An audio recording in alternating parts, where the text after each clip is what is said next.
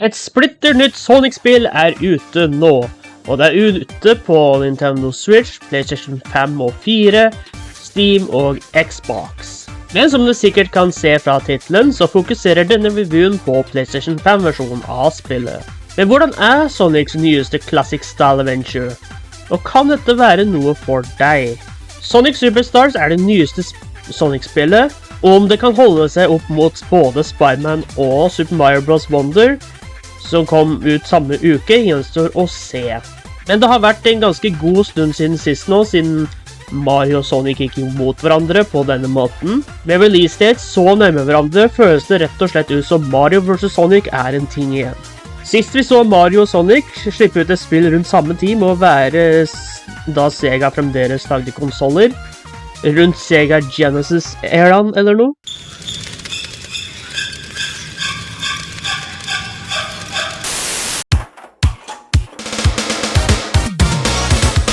Spillet har ingen returning zones. Ja, alle banene er fullstendig nytt. Og selv om det er noen som kan minnes om tidligere zones, som Bridge Island, som kan minnes om Green Hill, eller Windy Hill, eller Carnival Zone, som er det jeg vil si en ganske typisk Sonic Casino-bane. Men som ikke bare er nytt, men som føles veldig nytt, og som du sikkert kjenner fra tidligere Sonic-spill, som Sonic 3 og så videre. Så er Alternate Paths tilbake, som er med å gi replayability. Spillet har 4 playable characters, som da er Sonic og Tails, selvfølgelig, men også Knuckles og Amy. Du kan game igjennom som hvilken som helst karakter, men selvfølgelig har det sine egne abilities som du sikkert kjenner igjen fra tidligere spill, enten det er classic eller modern. Knuckles selvfølgelig kan glide og klatre opp vegger, men er nok den som føles dårligst ut å bruke, ettersom han tar en vegg, pause og klatrer litt sakte. In fact, han føles tregere ut enn han gjør i Mania. Det føles i hvert fall sånn. Tails kan fly og gjøre det lettere å komme opp til høyere plasser, og Sonic er som han alltid pleier å være. Men alle har en spin boost som til en eller annen grunn føles mye tregere her enn i tidligere spill. I hvert fall så føles det sånn ut. Amy er som sagt også her, og hun bruker sin berømte Pico Pico Hammer, som hun kan bruke til å lage et slags skjold rundt seg når hun spinner i luften, som gjør at det blir lettere å ta badnings og sånn uten å ta damage. Og ja, Amy ble playable i Origins også, men her føles hun... Ja, jeg vil si at hun føles mye bedre ut her, og uten tvil min favoritt i spillet av de 4. Hvis du skulle synes at spillet blir for lett, fordi det er egentlig ikke så vanskelig, i hvert fall ikke i begynnelsen, når du kommer lenger ut i spillet, så blir det vanskelighetsgraden satt ganske mye, og spillet går fra easy til hard mode. Og det er nok den beste måten å beskrive det på. Selvfølgelig, hvis du har Digital Deluxe-versjonen av spillet, kan du også få skins til figurene, som Sonic, som får en kanin, som fun fact, er sånn Sonic kunne ha sett ut dersom han ikke ble det piggsvinet vi kjenner så godt i dag. Ja, også Lego Sonic. Alle har sin egen Lego-skin, ja, til og med Eggman. Kan også kjøpes fra konsolens butikk ved siden av. Som er veldig fint at det ikke er fullstendig locked behind Digital Deluxe-versjonen av spillet, og flere spill burde gjøre det, spesielt hvis du som meg foretrekker å få den fysiske kopien. Musikken i spillet er litt hit and miss. Noen teams er ganske bra, men andre, sånn som bonuslevelet, er ikke så bra. Noen av dem jeg liker er Speed Jungle Zone, Act Sonic,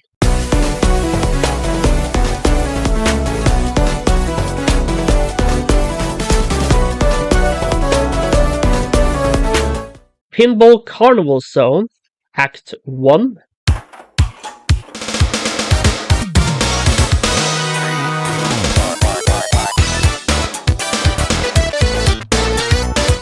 Lagoon City Zone, Act Amy,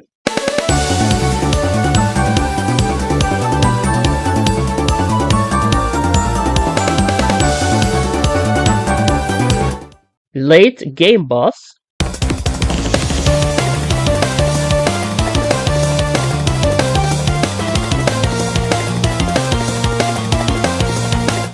Bridge Island Zone, Act 1.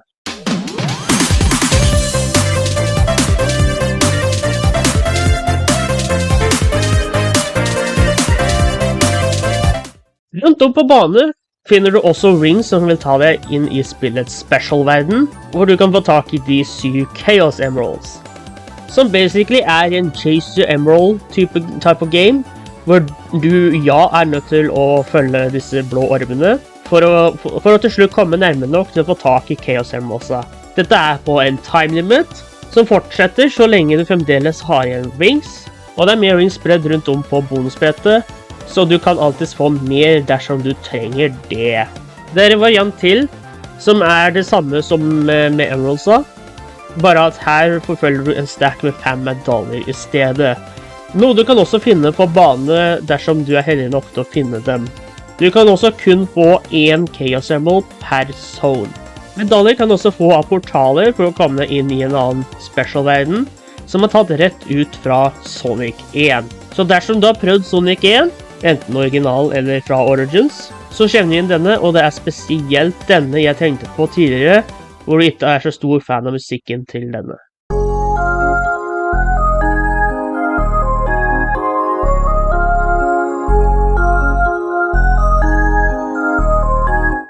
Chaos Emeraldsa du får tak i gir deg abilities som du kan bruke, men når du har brukt dem, så vil du ikke lenger få lov til å bruke dem.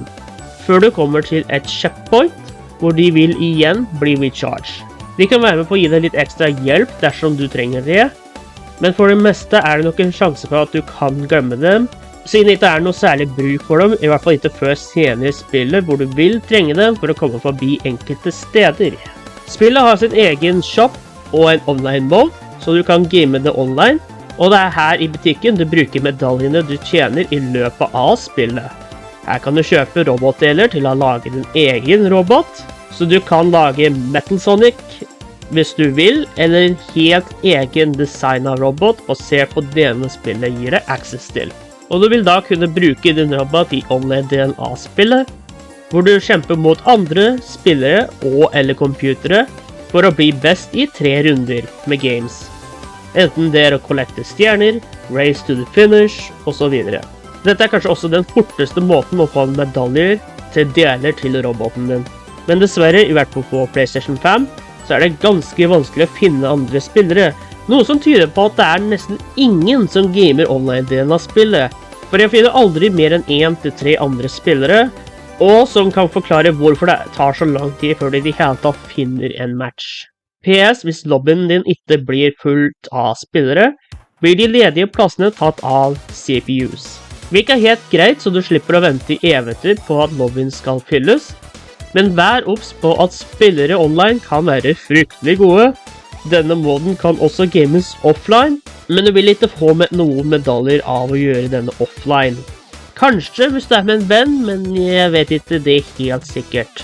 Dessverre er ikke Battle Mode det mest interessante i spillet, men kan være fint dersom du vil ha minst en av alle delene og muligens ha flere roboter. Og ja, det må nevnes. Du ville trodd at når du har kjøpt en del eller farge til roboten, at du har den for alltid. Men nei, sånn er det altså ikke. For når den er brukt, så mister du den, som ikke er så veldig stor fan av. Du får for så vidt igjen delene dersom du bytter hode eller armer, men fargene er helt borte når de er brukt. Roboten føles ikke like bra å kontrollere som de andre figurene i spillet.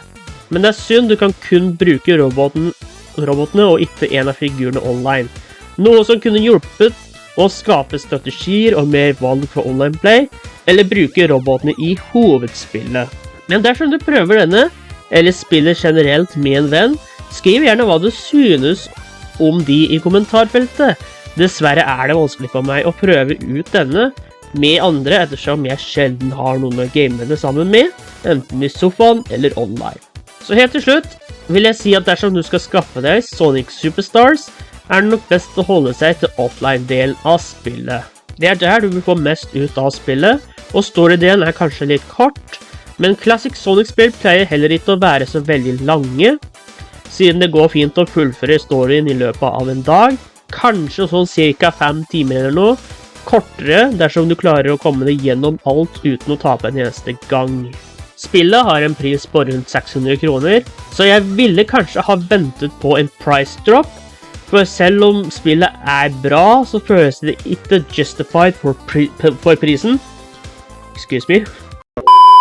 og kanskje burde vært på ca. 100–200 kroner billigere.